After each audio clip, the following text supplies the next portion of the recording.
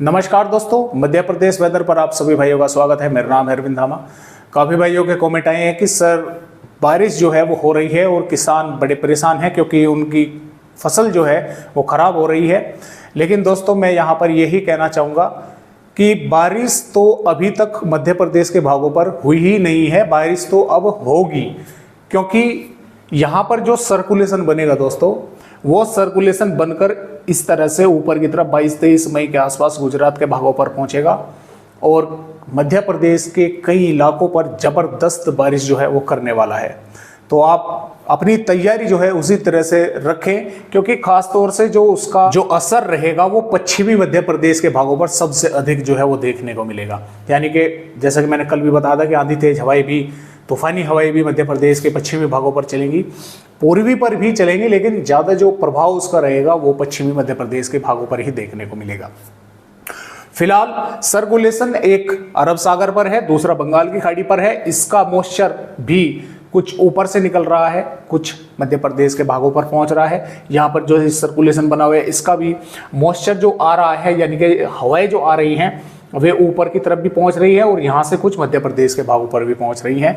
तो जिसकी वजह से दोनों तरह की हवाओं में नमी होने के कारण यहाँ पर बादल बन रहे हैं और बारिश की गतिविधियां कुछ भागों पर हो रही है। इस समय भी जैसा कि आप देख पा रहे हैं मध्य प्रदेश के कई भागों पर गर्जना है और बारिश की गतिविधियां जो है वे देखने को मिल रही है। तो ये तो मॉडल रहा और जैसा कि मैंने आपको बताया कि अगले 24 से 36 घंटों के दौरान यहाँ पर दक्षिणी कर्नाटका के पास सिस्टम जो है बनेगा और वो लो प्रेशर एरिया जो है जल्द ही ताकतवर होकर बन जाएगा और वो ऊपर की तरफ जो है पहुंचेगा और उसके कारण मध्य प्रदेश के कई इलाकों पर बारिश होने की अच्छी खासी जो संभावनाएं हैं वो हमें नजर आ रही है। तो आइए देखते हैं कि फिलहाल किस तरह का मॉडल जो है वो बता रहा है कि बारिश मध्य प्रदेश के भागों पर 19 मई 2025 में होने वाली है।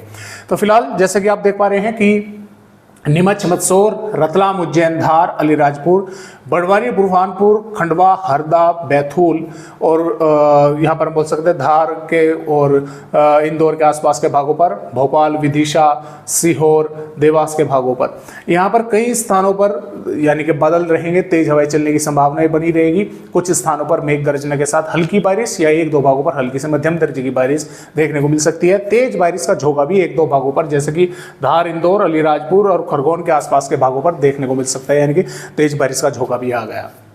इधर गुना और अशोकनगर के आसपास के भागों पर भी बारिश होने की संभावना हल्की से मध्यम दर्जे की बन सकती है। इधर टीकमगढ़, छतरपुर, पन्ना, सतना, रीवा, सिद्धि, उमरिया के भागों पर वैसे तो मौसम दोस्तों साफ बना रहेगा, लेकिन कुछ बादल यहाँ पर भी पहुंच सकते हैं, दिखाई दे सकते हैं और वे बादल 1-2 भागों पर यहाँ पर भी बारिश जो है वे कर सकते हैं। ऐसा नहीं है कि यहाँ पर मौसम साफ ही रहेगा, कुछ भागों पर यहाँ पर भी हो सकती है।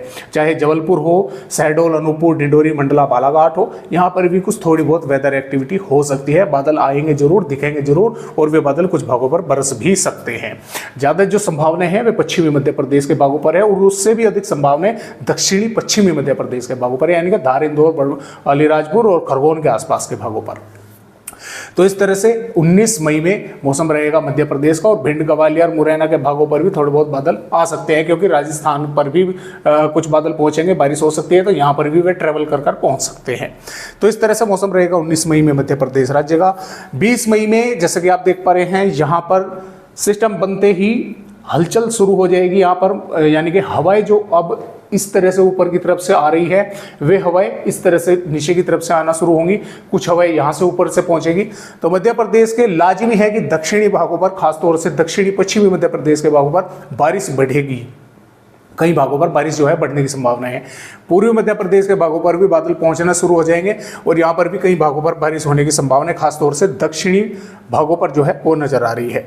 और इसके साथ साथ जैसे कि आप यहाँ पर देख पा रहे हैं 21 मई में मध्य प्रदेश के कई इलाकों पर, खासतौर से पश्चिमी मध्य प्रदेश के भागों पर मध्यम से तेज या हम बोल सकते हैं कि मूसलाधार बारिश होने की संभावनाएं दोस्तों यहाँ पर नजर आ रही है।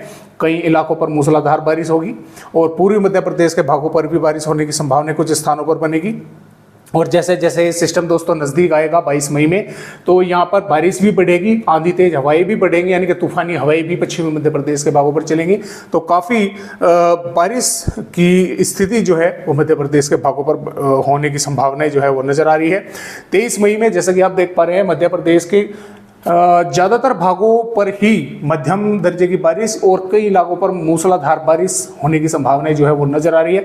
पूर्वी मध्य प्रदेश के भागों पर बारिश होगी और यहाँ पर आंधी तेज हवाएं चलने की यानी कि तूफानी हवाएं चलने की संभावनाएं जो है वो नजर आ रही है। इसके साथ यहाँ पर 24 मई में भी पश्चिमी मध्य प्रदेश के ज़्यादातर भागों पर बारिश अच्छी खासी होने के आसार जो है फिलहाल के अपडेट के अनुसार बने हुए हैं और तूफानी हवाएं चलने की संभावना है। पूर्वी मध्य प्रदेश के भागों पर भी बारिश होने की संभावना लगातार बनी हुई है कई स्थानों पर।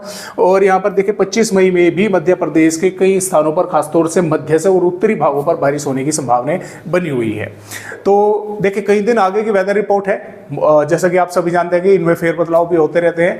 तो जैसा भी होगा आप सभी को अपडेट देते रहेंगे। आज की वीडियो में मध्य प्रदेश भाइयों को बस इतनी जानकारी एक नए अपडेट के साथ फिर मिलेंगे, तब तक के लिए सभी दोस्तों नमस्कार।